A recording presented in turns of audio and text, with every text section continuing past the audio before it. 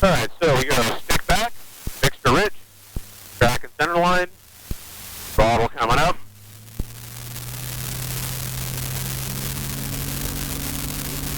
And you can see I roll it in nice and slow. Airspeed's alive, a little bit of forward pressure, and then rotate 55, 60, something like that. And then let it accelerate and climb out at around 80 to 90.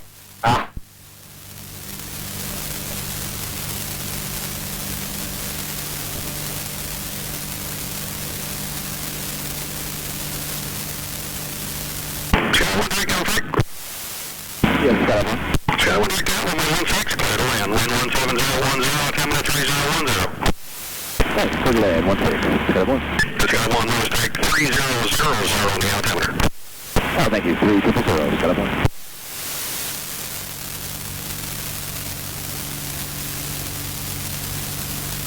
So with the Jabiru, plenty of performance, plenty of power. Right. So we're climbing out at, 600, 700, 800 feet a minute. And even, it's starting to warm up. We're already in the 70s.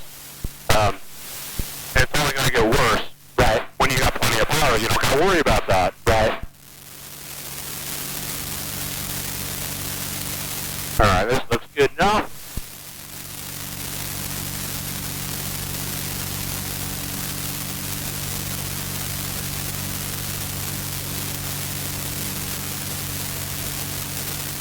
I drove a 67 MG in high school. That's kind of what it feels like compared to a 172. Yeah.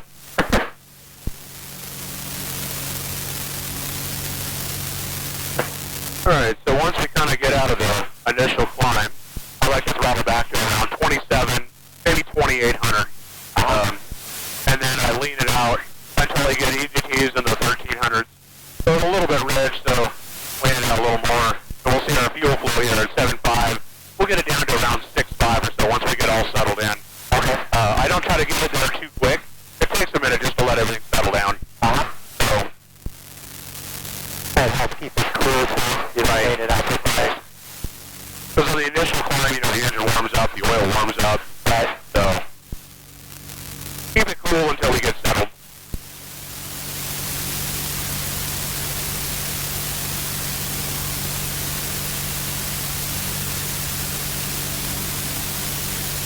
Sky 1, request taxi, sir.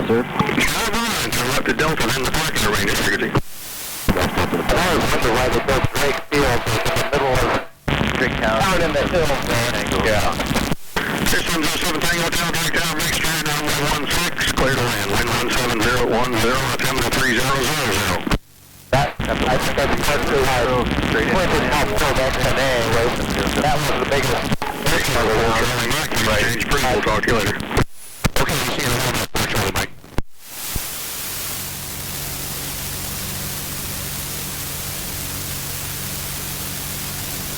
All right, so we'll just kind of level off here at 3,000 feet. Got it. Trim there. Yep. Manual trim tab. Get it set somewhere between 27 and 2,800. Let it kind of settle in, get the engine leaned down. And this is a pretty typical cruise, kind of an economy cruise. We'll see about 130 indicated. All right, you want to fly? Yeah. All right, go ahead. Your airplane. Now, level flight is about 2 to 3 fingers or so from the horizon to the glare shield. It's going to be a little different for you. You see a little different than I do. But that's about level flight. So right now you're a little nose low. Okay. So bring it up a little higher. Right up there. That's good level flight. Okay. That long nose gives you a good sight picture. Yeah. It doesn't take much to move it. No, it doesn't. It's very responsive controls. You don't need a whole lot. And you'll notice the slip ball is right here. You need very little rudder when making turns. Very little. Not like an old Champ or something like that where it's mostly rudder and a little aileron. Yeah. I'll see right now. Yeah. Light touch. And you have speed quick. So as the nose goes down, speed shoots right up. Yeah. And that's not a problem. But it's just, Sure, 6 Quebec, Greg Ground. All right, we'll get off that frequency. Make it a little easier.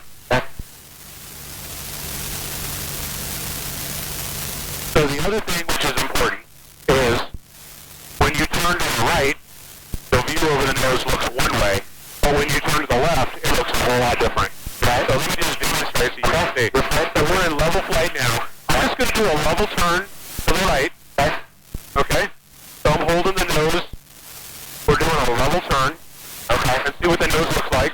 Right. Okay. Now let me reverse and do a turn the opposite direction. Right. And look how the nose changes position.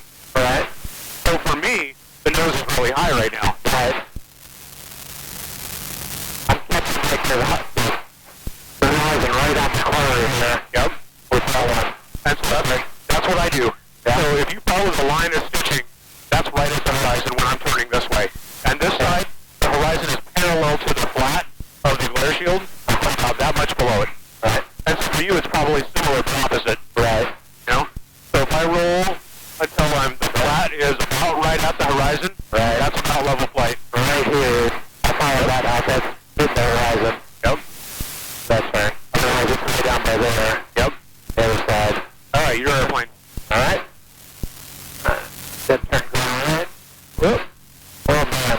Doesn't take much. Yep. Nice and smooth. Untrain yourself from the best mistake. Right. So think pressure, not displacement. So take pressure over there. Yep. All right. One other way.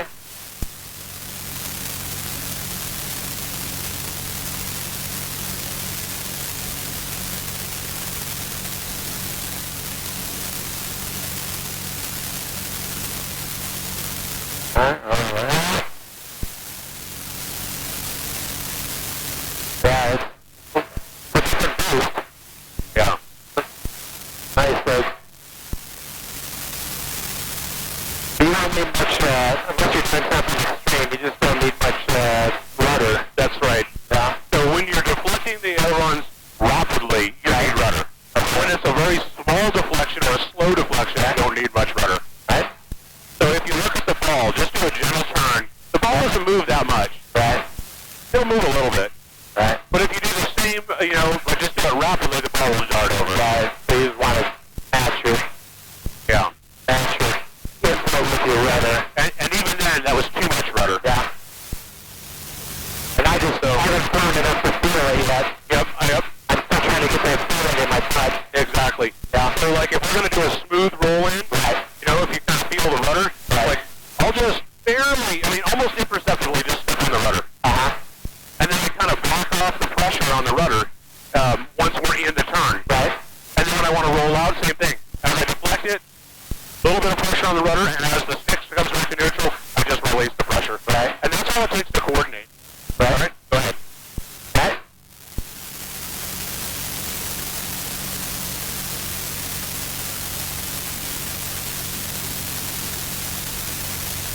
Whip. Right. Yep. Less rudder. Even now, that's a little too much. Just a little bit.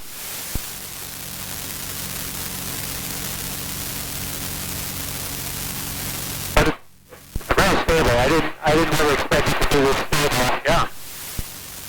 I'm guessing it gets a little wild if it's Yeah, when the air gets turbulent, it'll bounce you around and it'll displace.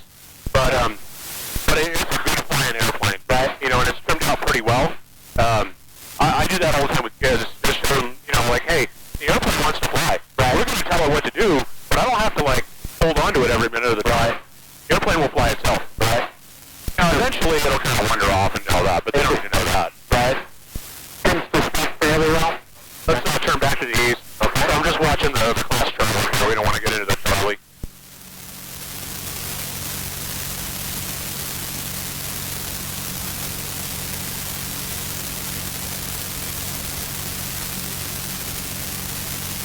And then the last thing that I always like to point out, that's good, just overactive ways, keep us back over by Drake.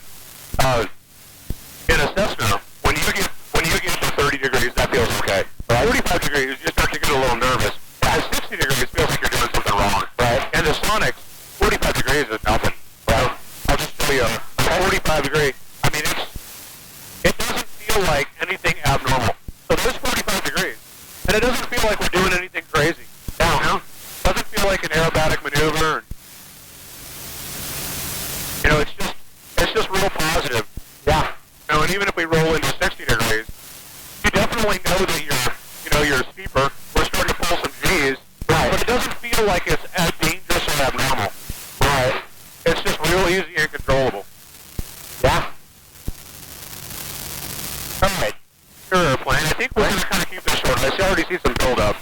Got to keep the rides going. So we're going to aim, if you look over here at about 11 o'clock, the ridge drops down, and you can see some houses kind of in the bottom there. Right? Aim for those houses, that's where we're going to come back into the pattern. We'll just kind of make our way back over that way.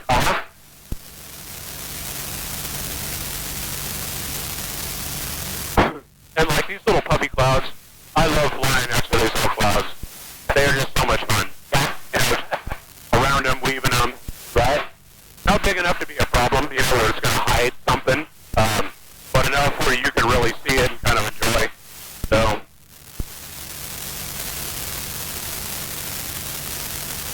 Yeah, I remember the first time my father-in-law had a bonanza. The first time flying through clouds where you were going in and out, you get that real sense of speed, and it's kind of how fast you're going up here, but all of a sudden, just zipping through clouds. It was real fun. He was just calming through them. Right, right.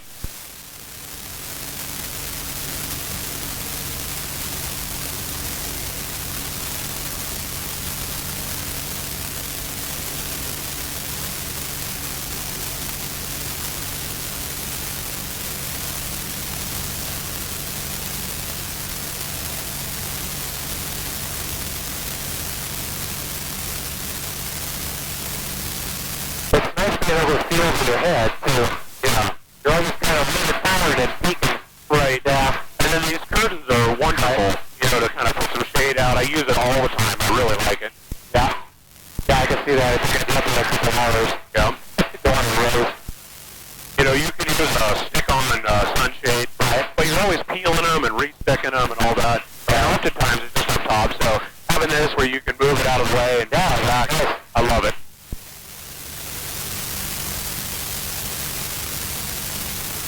Bob tried to donate his plane to EAF. Yeah.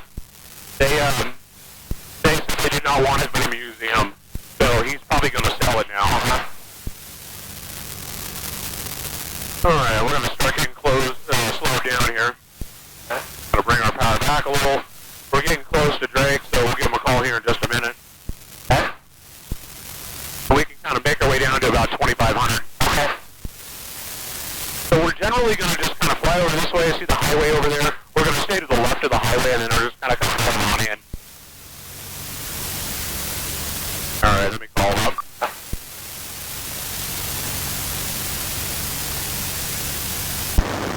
Thank you. 64 Kelly Mike, take that right, 16, clear to land 1708, Alabama 3000. Clear to land 16, Kelly Mike.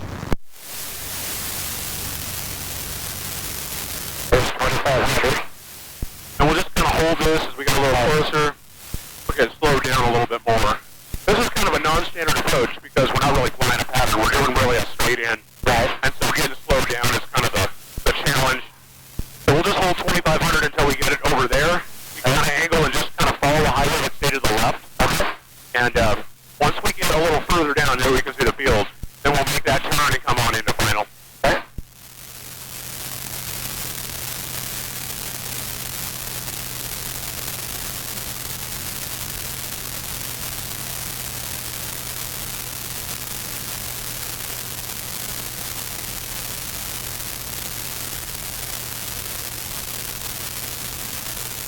That long nose really helps with the sight picture. Nice having that out there. Yeah. Makes it tough when you land it, but right. Once you get the pull down it, right. It relaxes you a little bit.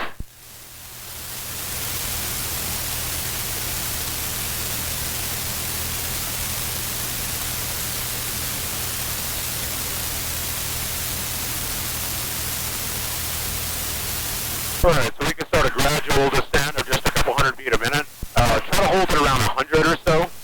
Bring this power back. And we're just going to kind of aim for the threshold at around 100. And that ought to bring us, when we get a little closer, we start getting slowed down for final. Okay. Go ahead and line us up on final. And then bring the nose up because we're accelerating here. Alright. That looks pretty good. Just kind of let it stabilize back at around 100.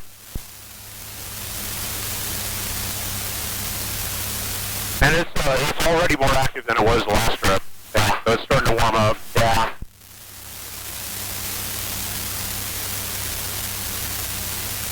All right. Bring our power back a little bit more. Okay. Okay, I'll take over from here. You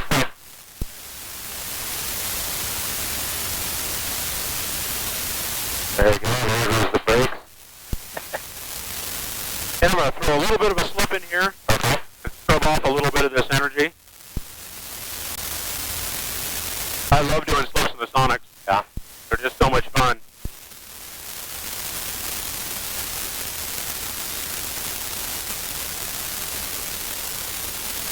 And I like to be 65 crossing the numbers. But if you're too fast, the key is to just wait and let the speed lead off.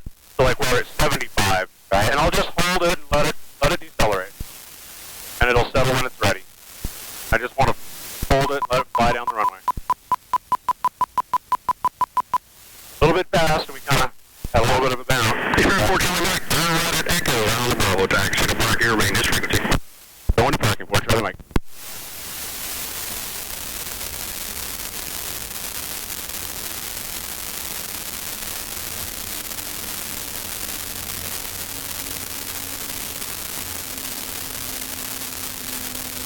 Grooves.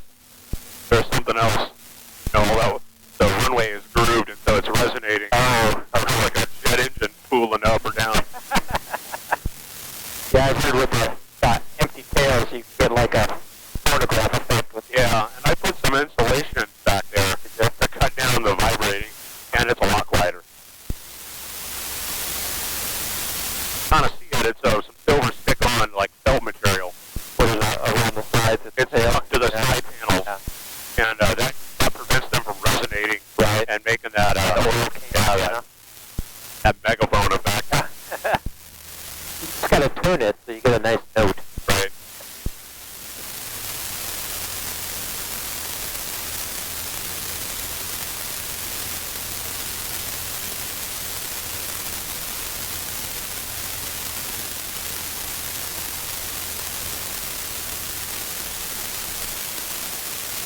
Hey, that was fantastic. So much.